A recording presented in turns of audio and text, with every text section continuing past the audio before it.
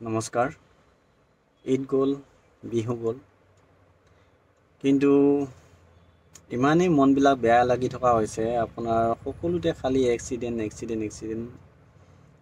ক'ত মানুহ মৰিছে, কি যে হৈছে মানে ভাবিলে বহুত বেয়া লগা হৈছে। আৰু আজি মই বিশেষকৈ গাৰ্জেনখিনিক ক'ম যে এই সৰু উঠি অহা ল'ৰা ছোৱালীবিলাকক আপোনালোক কেলেই বাইকখন কিনি দিয়ে বাৰু?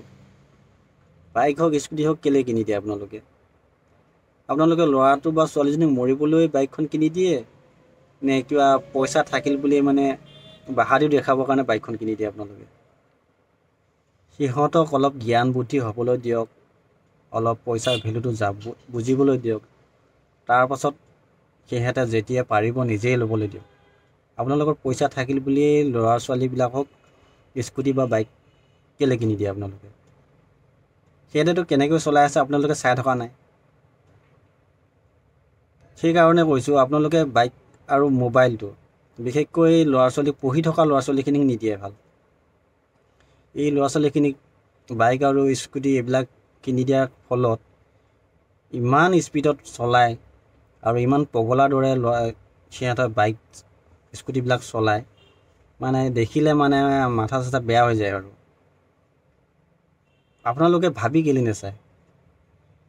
ল'ৰাটোৱে বা ছোৱালীজনী বিচাৰিলেই বুলি আপুনি বাইক এখন কিনি দিব লাগিব বা স্কুটি এখন কিনি দিব লাগিব বুলি কথা হ'ল নেকি? তাক বুজাওকচোন। সি জানা হ'লে এনেই বুজি পাব। ইমান কোমলীয়া বয়সত এখন বাইক কিনি দি তাৰ জীৱনটো কেলৈ আপোনালোকে ধ্বংস কৰিছে? যোৱাকালি আপোনাৰ চকুৰ আগতে সৰু উঠি অহা ল'ৰা দুটা, সিহঁতৰ এতিয়া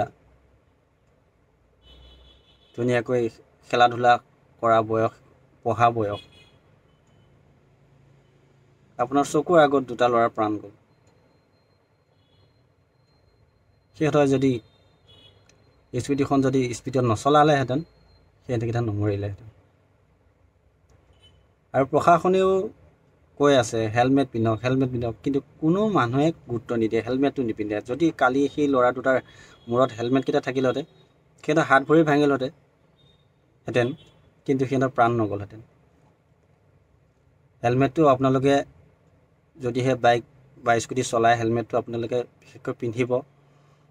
এনেকৈ চকুৰ আগতে প্ৰাণ গ'লে বহুতে দুখ লাগে। সৰু ল'ৰা ছোৱালীবিলাক এনেকৈ মৰিব ধৰিছে আৰু ইমান উদ্ভণ্ডালিকৈ বাইক স্কুটি চলায়, মানে একো ক'বও নোৱাৰোঁ। আজিকালি ল'ৰা ছোৱালীক ক'লে জাঙুৰ খাই উঠে, গতিকে একো ক'ব নোৱাৰোঁ। গতিকে কিবা ক'বলগীয়া থাকিলে মাক দেউতাকে সিহঁতক ক'ব লাগিব, আমিতো ক'ব নোৱাৰোঁৱে। এতিয়া সেইটো পৰিস্থিতি নাই। আগতে আমাক কিবা এটা ক'লে আমি তাৰ প্ৰত্যুত্তৰ দিয়া নাছিলোঁ, কিন্তু এতিয়া কাকো এনেকৈ একো ক'ব নোৱাৰা হ'লোঁ। সেইবাবেই আপোনালোকে ল'ৰা বা ছোৱালীক স্কুটি কোনো কাৰণতে ভুলতো কিনি নিদিব, মোবাইলটো কিনি নিদিব। যেতিয়া সিহঁত ডাঙৰ হ'ব তাৰপিছত সিহঁতে নিজেই ল'ব পৰা হ'ব, তেতিয়া সিহঁতে বুজিব, তাৰ ভেলুটো বুজিব, কেনেকৈ চলাব লাগে, কেনেকৈ চলালে ভাল হ'ব, সেইটো সিহঁতে নিজেই বুজি পোৱা হ'ব। গতিকে আগতীয়াকৈ বাইক চাইক কিনি নিদিব। আৰু চৰকাৰখনলৈ বিনম্ৰ অনুৰোধ, আপোনালোকে এই স্কুটি দিয়া স্বভাৱটো এৰক। আগতে যেনেকৈ কম্পিউটাৰ দিছিলে, মেট্ৰিক পাছ কৰিলে, ফাৰ্ষ্ট ডিভিজন পাছ কৰিলে বা ছেকেণ্ড ডিভিজন পাছ কৰিলে যেনেকৈ কম্পিউটাৰ দিছিলে, যদি কম্পিউটাৰ দিব নোৱাৰে সেই ঘৰখনৰ বাবে কম্পিউটাৰটোৰ মূল্যটো তেখেতলোকক দি দিয়ক। কিন্তু এনেকৈ স্কুটি কিনি দি ল'ৰা ছোৱালীবিলাকৰ জীৱনটো ধ্বংস নকৰিব।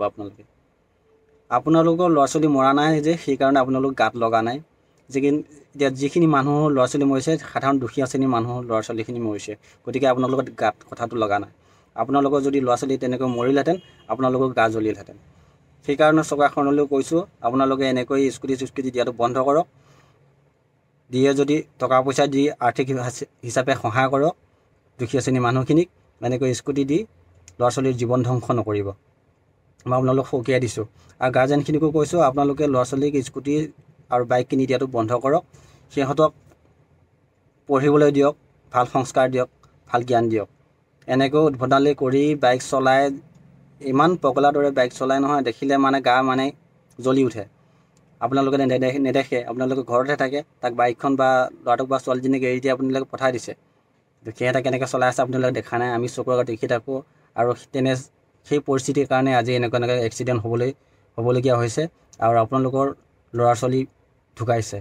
এতিয়া কান্দিলেতো নহ'ব, সেই ল'ৰাটো বা ছোৱালীজনী ঘূৰি নাহে। গতিকে আপোনালোকে এই প্ৰৱণতাটো বন্ধ কৰক। দৰকাৰ পৰিলে চাইকেল এখন কিনি দিয়ক। যদি চাইকেল কিনি দিবলৈ দূৰত কলেজ আছে বা স্কুল আছে, তাক গাড়ী দিয়ে যোৱাৰ ব্যৱস্থা কৰি দিয়ক। এনেকৈ বাইক কিনি দি, স্কুটি কিনি দি ল'ৰা ছোৱালীৰ জীৱনটো ধ্বংস নকৰিব। এয়াই আপোনালোকলৈ মোৰ বিনম্ৰ অনুৰোধ।